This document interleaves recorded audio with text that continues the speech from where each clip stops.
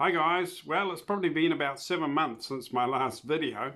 You probably thought I'd given up and walked away from the sport. But here I am, we're back, and it's time for a bit of a catch-up talk. This video is made possible with the help of KVM, Freedom and Stealth Camper Vans. Keeping your dream to be free, right on track.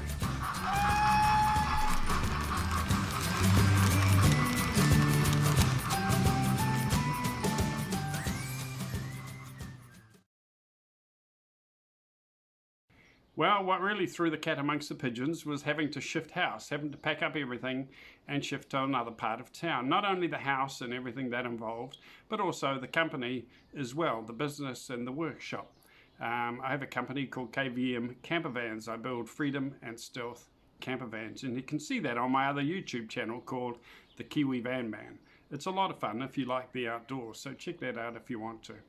But so that was quite unsettling. It took us quite a while to shift and get everything working again. Of course, I had a lot of catch-up work to do with the business, with the vans, and also things to do with the house. We had a few renovations to do. But I'm set up in the garage now.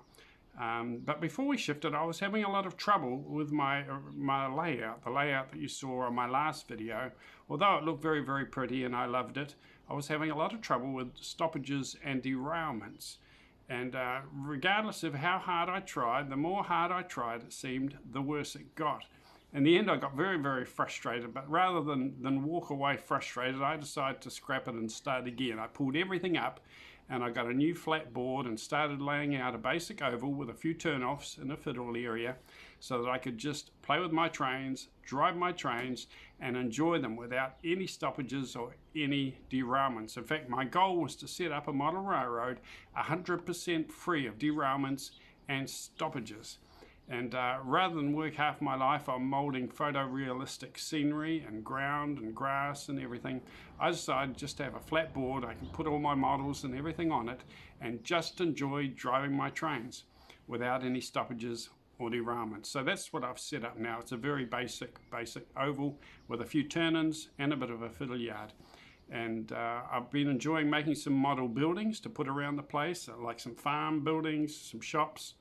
And I'll enjoy really modeling these little kits and putting them on the layout and setting up some little activities and little things that are happening around the place on the board. But my main goal is not photorealistic scenery. It's just to have something set up nicely so that I can enjoy the activities and enjoy driving my trains, basically. And I haven't got any new trains since my last video. I'm probably poorer now than what I was before. But I am always looking out for bargains and little things that I can add to the layout. I bought a couple of little things today. I bought a little tractor because I've set up a little farm on my layout. So this is by Hornby. It's a little Massey Ferguson, a really cute little tractor. I might have to paint a few little extra details like some silver on the engine and some bits and pieces just to bring it up to make it more realistic. But it's a beautiful little model. The other thing I got was some cows, because I've set up a little farm on my basic layout, and I got some cows, some milking cows. It's about time we did something productive on this layout and got some income going. So we're going to start getting some milk out of these cows and get some production started. So I'm going to put those on the layout today, but I'll show you my basic setup and the trains running around, and I think it looks okay. As I said, it's not nothing set down or glued down in place. I can chop and change it if I want to. It's not photorealistic. It's just set up so that I can get my trains running, keep them running good, and I can actually enjoy driving them. I'll show you some of the kits I've been working on too, some of these Metcalf kits. I'm very impressed. It's the first time I've done one when I got one for the first time. It's very strong, very solid. The detail is lovely. And it looks good on my board, on my layout. So I've started a couple, and I bought a few more to start work on.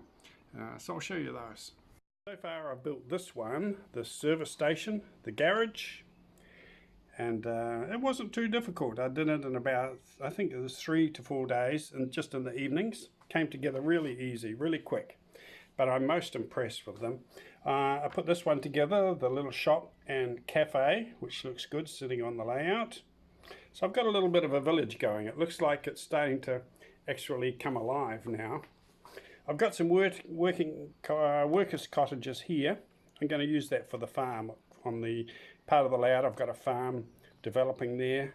So I've got a cottage for the farm. I've got these terrace shops. Haven't started work on these ones yet.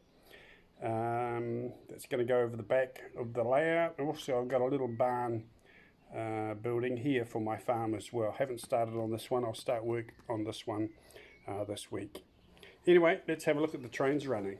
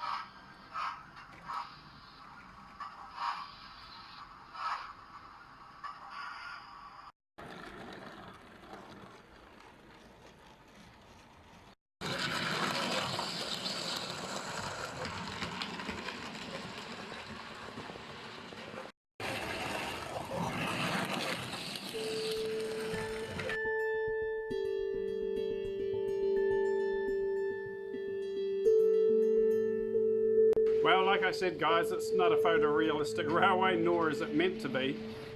It's basically just a place where I can put my kit set models, my buildings when I make them, and a place where I can enjoy driving the trains. Okay, we'll talk soon on the next video. I'll show you the progress I make with my buildings and my models, and hopefully it won't be 7 months later. Okay, take care everyone. Bye.